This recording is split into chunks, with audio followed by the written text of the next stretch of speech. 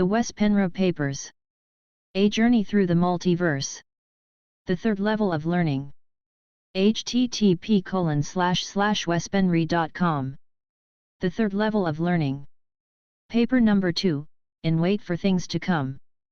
By Wespenra, Friday, February 1, 2013. Part 1. 1. The first alien invasion and its main distraction Nibiru. In the previous paper I stated that the alien invasion has already happened at least to some extent, but that it is still not completed. It looks like they have planned the takeover in at least 2 phases, where phase I is already accomplished. The first phase was happening very much behind the scenes and was discussed in details in level 2.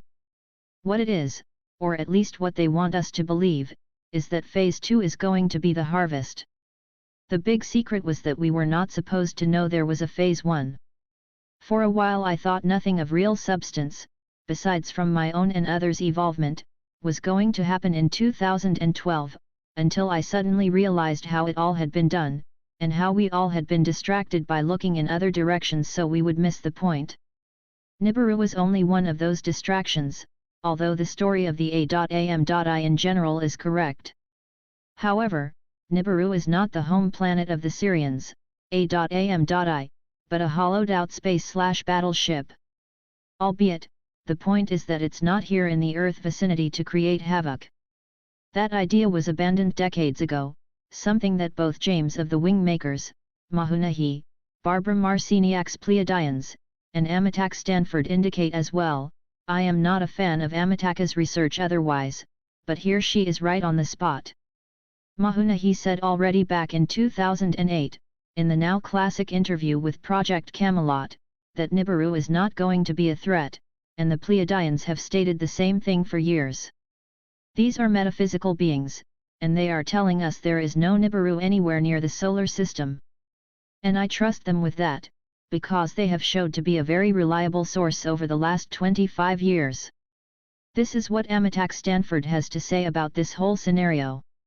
Of the many surviving calendars, a considerable focus for divining has been on the Aztec/Mayan calendar, which many have interpreted as an indicator of the end of time in the year 2012. As 2012 approaches, more and more interest is drawn to its ominous consequences.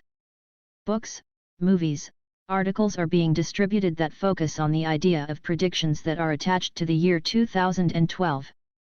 Many people have interpreted this to be the date for the end of time, hence, the end of the world. As I have previously written, the Mayan/Aztec calendar was an imposition on the planet that originated from the Anunnaki elite, who had escaped from their future into the past, which is where they left the Anunnaki remnants. That is, the Anunnaki remnants were left on the earth to fend for themselves and await the return of the Anunnaki elite, whom the remnants believed would return to earth and restart time. Note, the Mayan calendar originated from the Pleiadians and their teachers, the so-called Game Masters. But Stanford is correct, because we know them as the Anunnaki elite, or in my papers, the Syrian Alliance, S.A. Wes. Long ago, the Anunnaki elite were responsible for the creation of the Aztec/Mayan calendar, which gave the false postulation that 2012 could well be the end of this planet. Millennia ago, at the time the calendar was manufactured, the Anunnaki elite thought that they could come back to Earth and revisit the past to reset the Atuia before 2012, but they have failed, and time has run out for them because the Atuia had to be restarted before the end of 2008. Note, Mahunahi of the Wingmakers said something similar in his 2008 interview with Project Camelot. He mentioned that Anu's return had been planned for a long time, and so had the return of Nibiru. However, plans have changed, and Anu is not coming back and neither is Nibiru, which indicates that Mahu knows it is a battleship they can maneuver as they wish. He says the return of Anu was scheduled for 2008, so he had a few years to prepare before 2012, but it will not happen, and it didn't. However, Syrians came back in thought form and invaded certain bodies they had prepared. Mahu also indicates that Anu and his people are time traveler, and as such, Anu always is ahead of the game and can prepare things to happen before anyone else has a chance to make their move. Wes. The prediction of 2012 as the end of the world is not only wrong, it is a cruel and deliberate hoax. The world will not end in 2012, despite all the fear-mongering propaganda that is being distributed at the behest of the ruling elite on Earth. Many of the people are innocently participating in the distribution of the message because they have been hoodwinked by the ruling elite. The 2012 calendar threat is similar to the Y2K panic and the nuclear holocaust horror that the ruling elite have instigated and implemented. All three of the events are hoaxes that were designed by the Anunnaki and impressed on people to spread about the planet. Obviously, the 2012 hoax is a longer-standing deception than the nuclear horror threat and the Y2K panic. The 2012 hoax is also akin to the Save the Planet message because of greenhouse gases. Asterisk from the Save the Planet message, laws were implemented to prohibit incandescent light bulbs. Mandate carbon trading schemes. Force ethanol blend petrol on motorists. Among other things. The ideals behind the Green Movement were initially well intended, but the ruling elite have seized control of the Save the Planet issue, and it has now become another powerful tool of the One World government. The consistent theme throughout the 2012 hoax, the Y2K scare and the greenhouse gas deceptive policies is that all of these weapons were designed by Anunnaki to be used against humans. I'm going to jump around a little bit here in the beginning, because so much has happened even in the short amount of time since I completed level 2.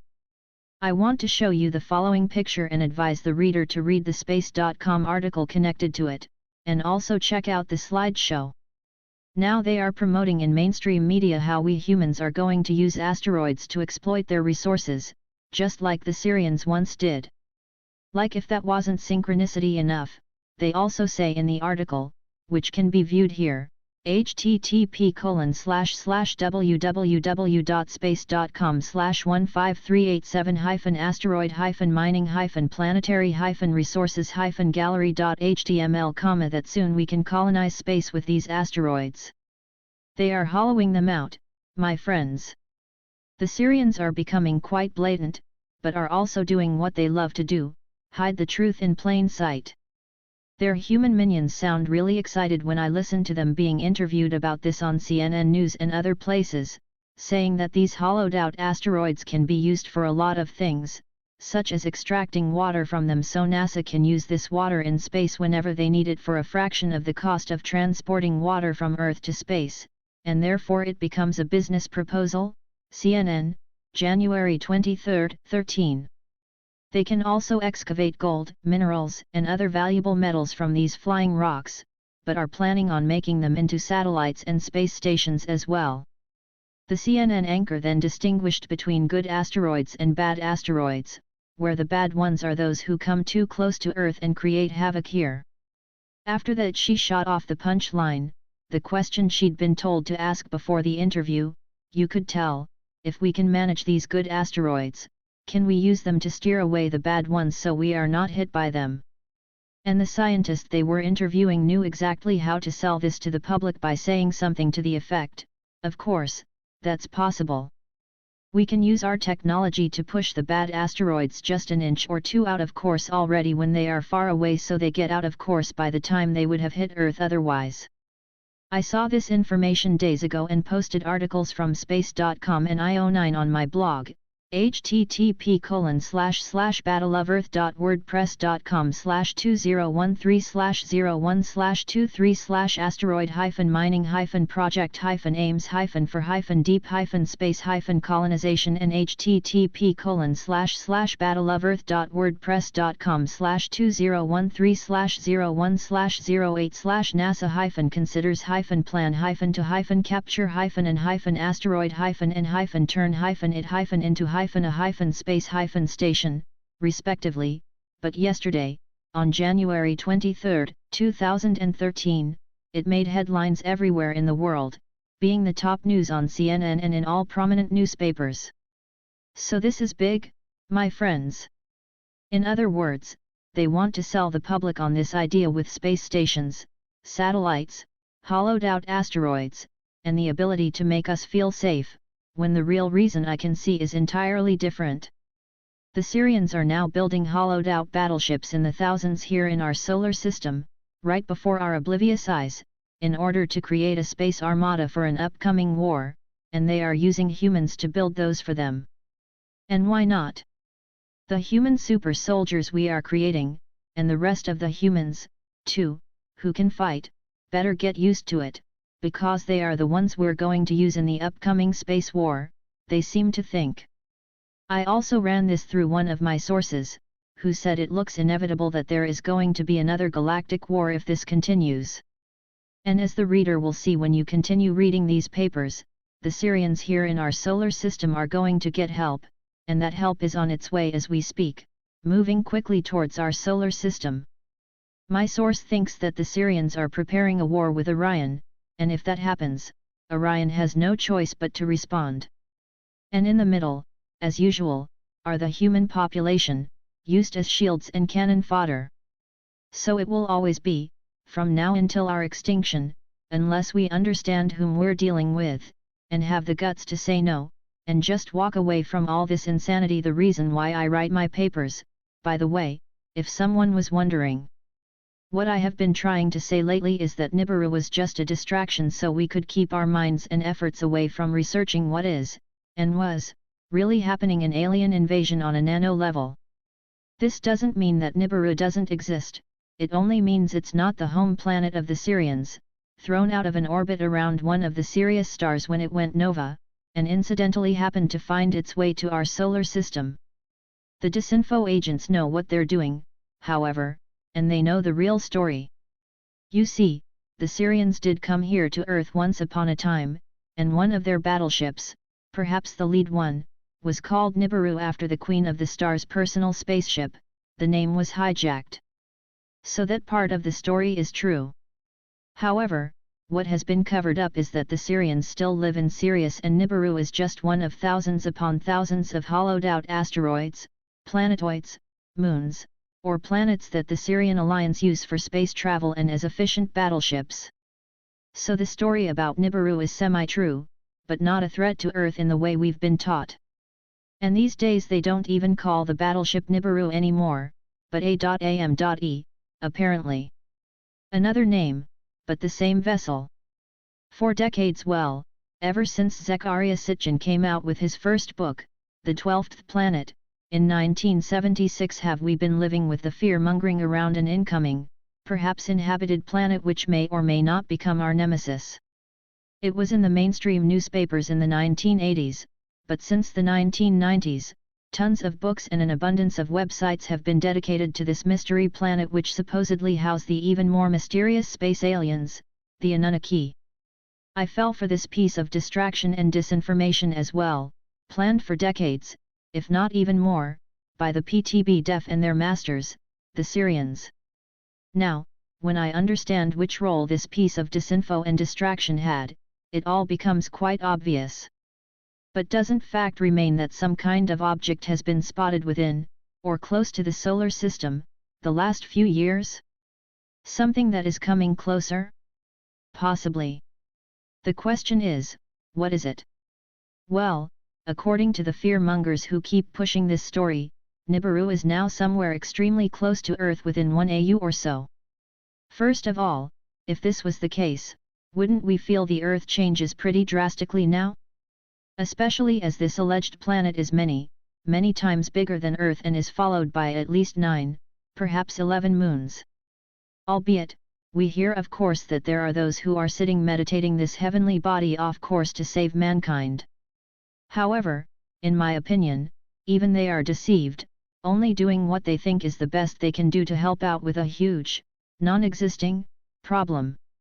Behind the scenes, there are others pulling the strings, who know better, but want to gain credibility and create a bond between the manipulators and those who are manipulated.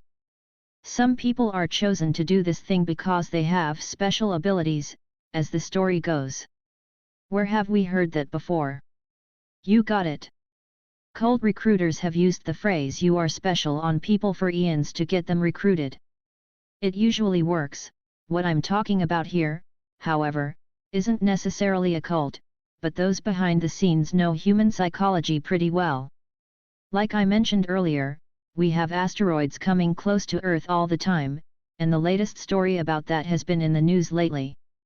Although some say that NASA is lying and that the asteroids are much bigger than they will admit to the public, I think it's safe to say that we will survive February 15, 2013, when the next asteroid named DA14 is supposed to come close to Earth. However, as you notice, more fear-mongering is created around this event. Many fall for this latest one, too. Others say that the doomsday has been changed to March 2013. There will be people who continue changing the dates now when it didn't happen in 2012, but it will all be disinformation and more fear-mongering. They are trying to squeeze out as much fear they can from the public before they change subjects. Some people say that Nibiru, as we know it, actually is Earth's second sun, which has been invisible to us here on Earth because of its position in space. This has been called the brown dwarf theory. I have not researched it enough to know if there is any substance to it, but I'd rather put my money on that than I would on the Assyrian home planet theory, which I don't trust at all. A double star system? Why not?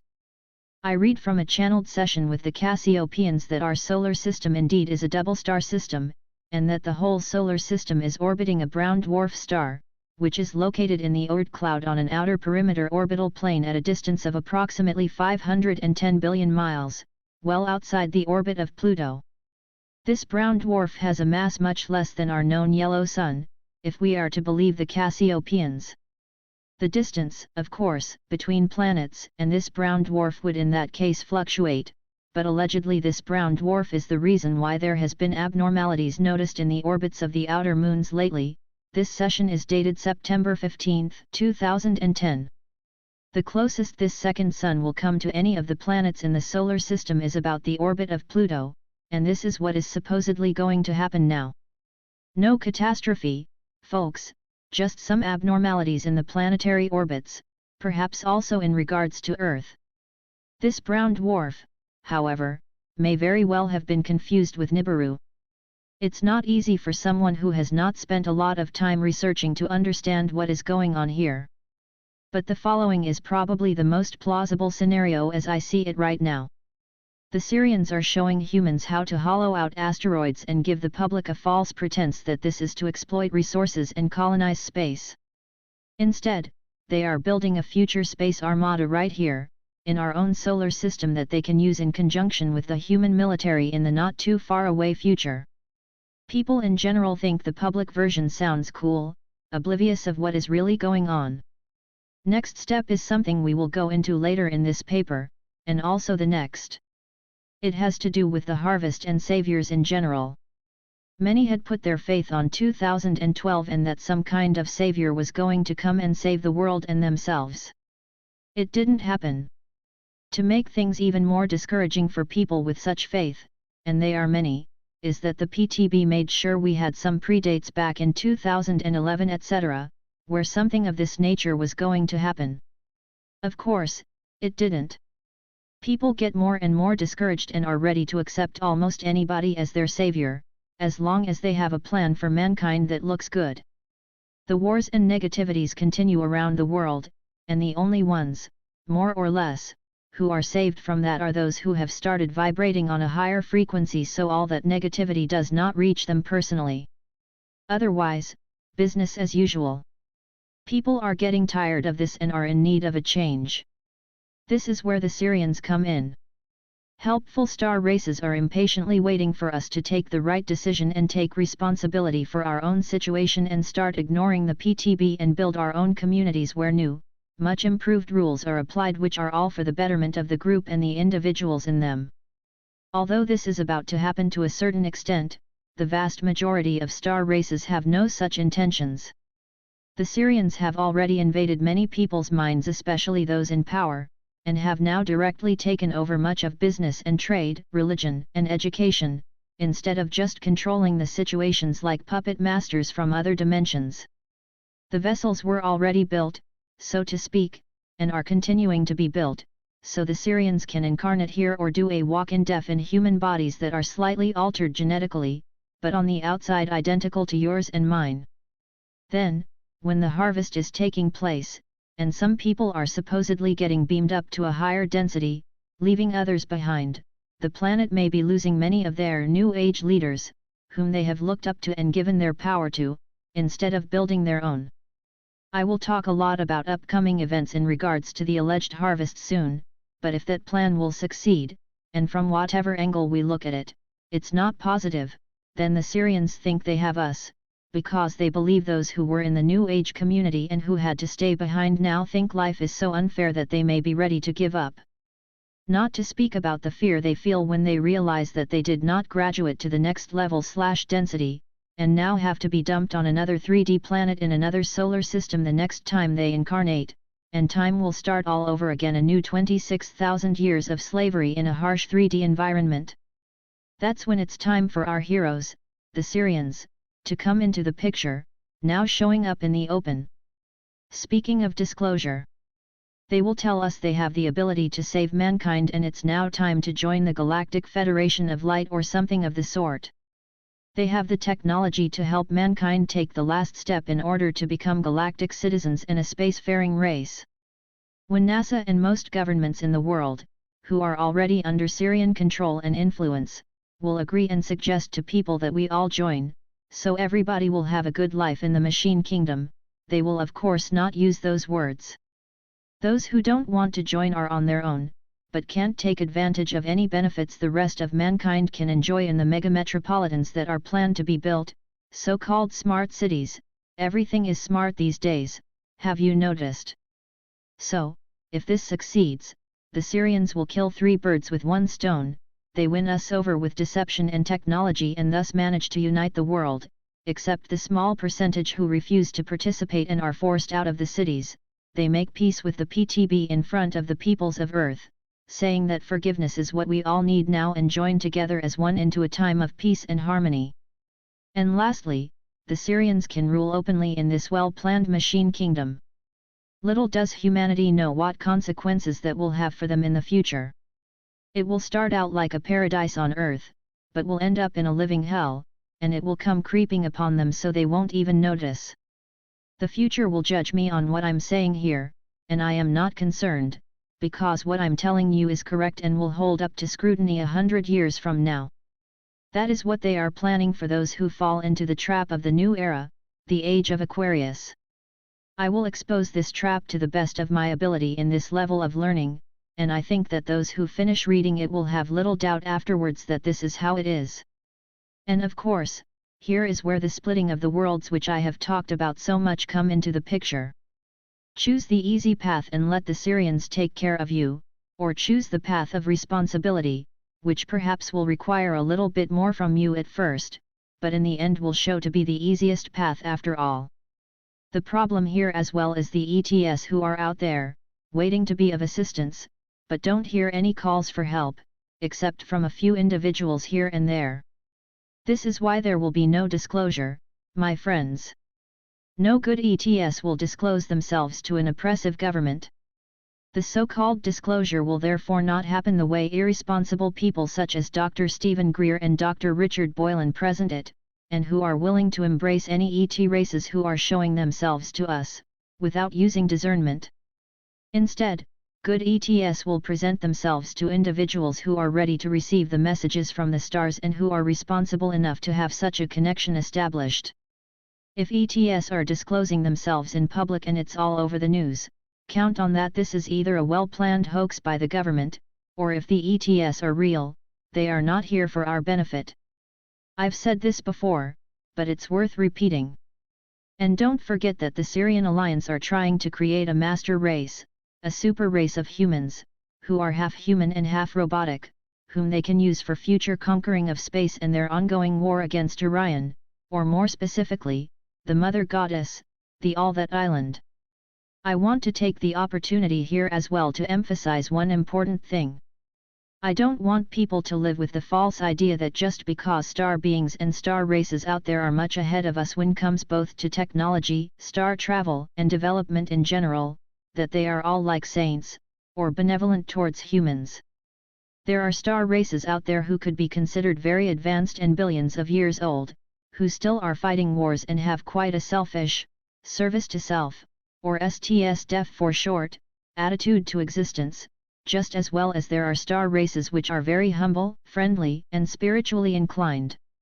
As above, so below. And lastly, we know that the Syrians don't come down here in their native bodies, because this is 3D and they are interdimensional. Some say they are 4D negative, and if you're an interdimensional being, you would never feel comfortable living in a locked-in 3D world. This is one of the reasons they don't just show up and invade. There are many other reasons too, which the reader probably can think of. They want human bodies, but not any human bodies. They need bodies that vibrate a little bit higher than the average human. Therefore, they are also tampering with Earth's frequency via HAARP and other technologies.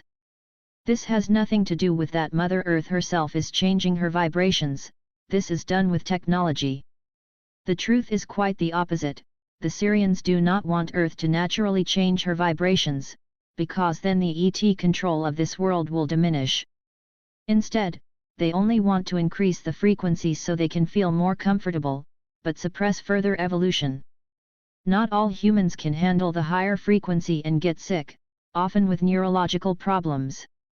Unfortunately, the Syrians have no sense or respect for life, and they couldn't care less about how Mother Earth feels when she's being tampered with. It's a miracle that she still is willing to host life on this planet, but if we don't take heed, there will come a time when she is giving up. And finally, 10, 20, 50, 100 years from now, those who are waiting for Nibiru to show up in the sky will still be waiting in vain. 2. What we don't know is bound to kill us. I am aware of that much of what I am exposing here can be quite disturbing and may scare some people. This is not my intention, however, although I know it's inevitable. Things are what they are, and I can't sugarcoat it and hope for the best. I need to tell it as it is, or what I'm doing would be useless. People who say, "No, I don't want to listen to that. I only want to listen to love and light." Better shape up and stop being cowards. We all need to look at both the dark and the light side of ourselves and our environment, or we'll be stuck in a horrible imbalance. If people can't even handle how words are written without freaking out, how are they going to be able to face the real thing when it's just in front of their faces? Still, these bad things I'm about to describe in this and upcoming papers is not necessarily going to happen to you, personally. In the other levels of learning I have clearly stated that it's extremely important that we create our own local universe just the way we want it, and look at the bad news as something that happens over there, but with a clear understanding of what's going on. It's not going to be part of your reality. This is crucial, because none of us wants to be caught up in this space scenario for real. Some people may think it's exciting, and a break from their own boring life and tell themselves that it would maybe be fun to live in the middle of a space opera. No, it wouldn't. And once we make such a suggestion for ourselves, we create that timeline and will quite likely find ourselves in the middle of something we have a hard time getting out of. So be careful what you wish. This is just some good advice before we move on. We need to know what is going on, because what we don't know is bound to kill us. We have a tendency to think we are the top of the food chain, but we are not. Thousands upon thousands of people disappear from the surface of the earth every year without a trace, and no one knows what happened to them. Of course, there can be different reasons for their disappearance, but many of them are eaten by the Syrians and their allies. When they are in 3D, they need flesh, and they have gotten a taste for humans. Just like we breed cattle to slaughter and eat, so do they with us. And they drink our blood like water and even bathe in it to make it fill their pores. It gives them an adrenaline rush, and as we know by now, our blood is divine, and they use it to contact the higher realms, the universe of the goddess. I am telling the reader this to make sure you understand that in general, these people are what they are. They do not consider themselves evil, as little as we consider ourselves evil when we slaughter lambs, cows, chickens, etc. We consider them being of lower consciousness, so we think it's okay to kill without mercy. They have the same attitude towards us. And they are brought up with the mentality that it's either conquer or die, there is no stagnation. Expand your empire, or someone will take it away from you. What does that tell us? Well, it's telling us that they are very fearful themselves, and in order to conquer their own fear, each individual strives for power, thinking that the higher up in the hierarchy they climb, the less they are bound to be used and slaughtered themselves. The respect they have created by getting their will, they think, help them survive if they at the same time induce fear in those who are beneath them in the hierarchy. They want to create a rumor about themselves that they are merciless, so no one dares to challenge them. This is to be a coward to the extreme. Right now, here on Earth, we are on the bottom of that totem pole, and they feed on our fear. This is the daily life for a wolf and reptilian Syrian. Want to join their empire? Now, to be fair, not all Syrians are like this. Just like people on our planet don't like when they see how animals are cruelly slaughtered while screaming in pain, and have a distaste for injustice and war, there are Syrians who feel the same about what they are doing. But again, just like with us, there are few who dare to stand up against authority, and in their society the consequences would be much more severe than here on Earth, in general. Perhaps more like how it would be to go against the president in an earthly dictatorship, you would be tortured and killed. So, understandably, there must be very few Syrians who dare to take side with humans, unless they flee from their own society and join ours. This has happened, and is happening, I'm sure. The best way to do that is to incarnate here with full memory of who you are, i.e. you need a specially built human body for that, as we shall see in an upcoming paper. The consequences from the first invasion has started to show now. It needs to be understood that this invasion did not happen overnight, it has been ongoing for decades, even centuries. Human bodies have been altered in order for Syrian consciousness to enter, so that the job can get done. What job, you may think? The job to prepare Earth for the second invasion, or Phase 2 as I call it. It's like when a team of janitors, carpenters, architects, and others come before the royal crew to clean up and prepare for what the second, important group needs to get accomplished, so they can do it without too much distractions. I see a lot happening right now, and it has been highlighted in the news the last few days. One thing the Syrian overlords fear is the middle class. They are often educated, sometimes quite highly educated, capable, and smarter than the overlords think is comfortable. Therefore, they have wished to get rid of the middle class for decades. I even wrote about it on my first website, Illuminati News, 14 years ago in an article called The Swedish Model. Their goal is to have an elite and a low-paid working class and nothing in between. This way, they think the masses will be easier to control, but it also makes the system collapse, which is something they want in order to prepare a one-world government for the second invader force. This plan, however, is way behind schedule, and may even have been temporarily abandoned.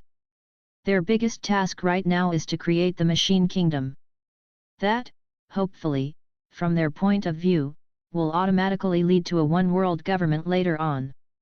Yesterday's news carried a lot of information for those who could read between the lines.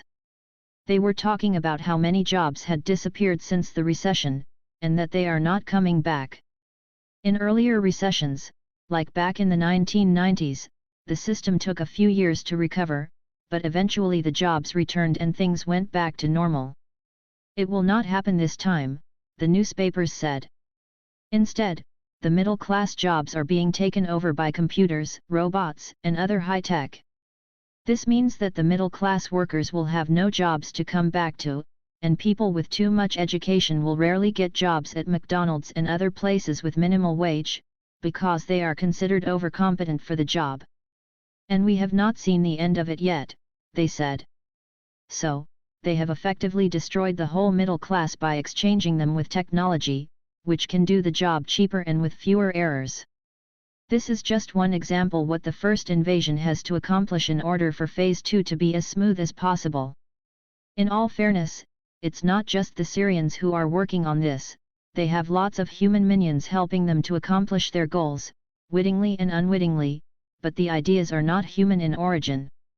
There's no use in putting blame on the Syrians, which would give them even more power, because we are gladly helping them and are therefore just as responsible. No one in their right mind, who is capable of looking into the future, and care about future generations, would substitute humans with machines and leave millions of people to their fate. Only a very irresponsible human would go along with that. So there are many of us who are just as guilty. 3. Channelers who have opened up their chakras start channeling. Who?